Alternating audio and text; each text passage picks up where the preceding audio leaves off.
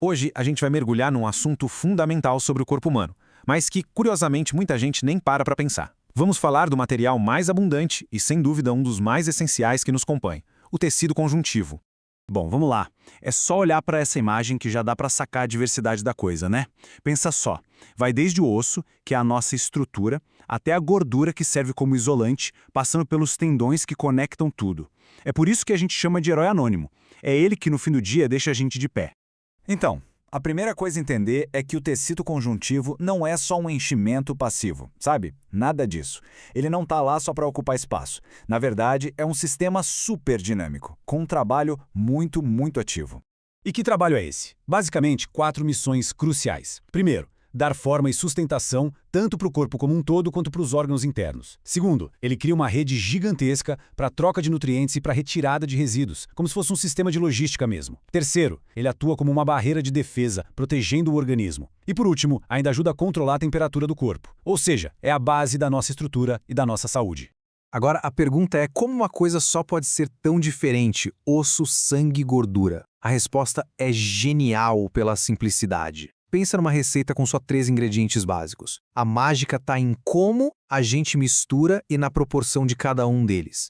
E essa imagem mostra exatamente isso. Esses são os 3 componentes. Temos as células, que são os trabalhadores, as fibras, que dão a estrutura, o esqueleto da coisa, e a substância fundamental, que é tipo um gel, onde tudo fica mergulhado. É a variação na quantidade de cada um que vai definir se o tecido vai ser duro, mole, elástico.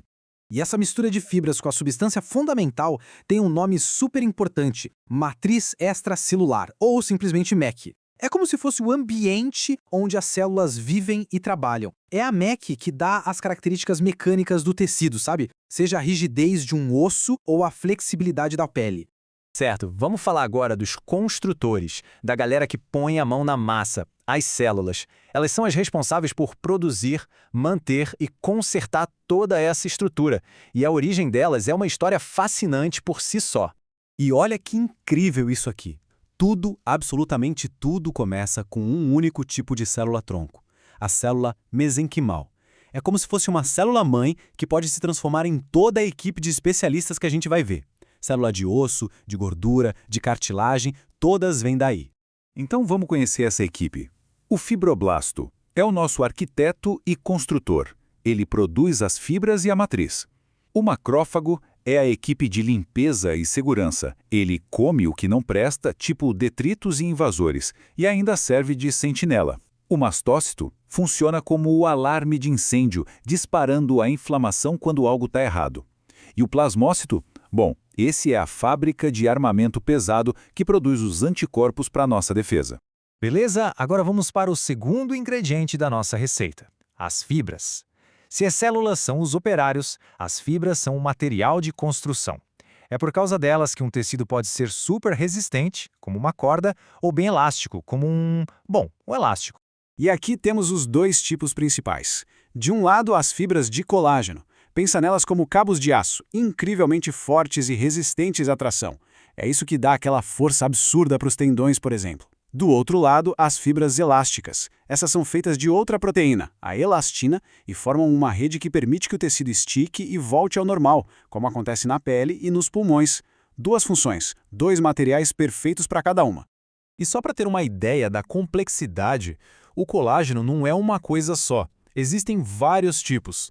O tipo 1 dá resistência para a pele e para os ossos. O tipo 2 é o principal da cartilagem. O tipo 3 forma uma redinha de suporte dentro dos órgãos. Cada um é especializado para uma tarefa. Certo, já conhecemos os ingredientes, as células, as fibras e a matriz. Agora, vamos ver como as diferentes receitas com esses ingredientes criam tecidos com funções completamente diferentes. É aqui que a mágica realmente acontece. Olha só que interessante a diferença na receita.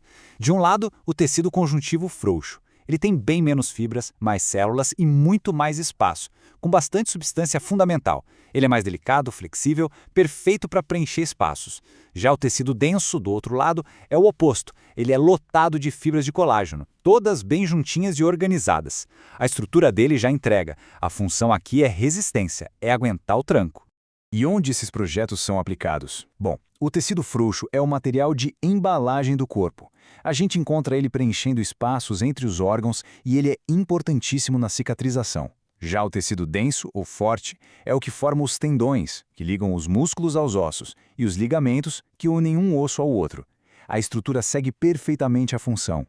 Depois de ver tudo isso, a pergunta final que fica é: o que, no fim das contas, nos mantém inteiros? A resposta é exatamente essa. Esse sistema incrível, o herói anônimo que trabalha o tempo todo em silêncio, em cada cantinho do nosso corpo, para dar forma, força e proteção. O tecido conjuntivo.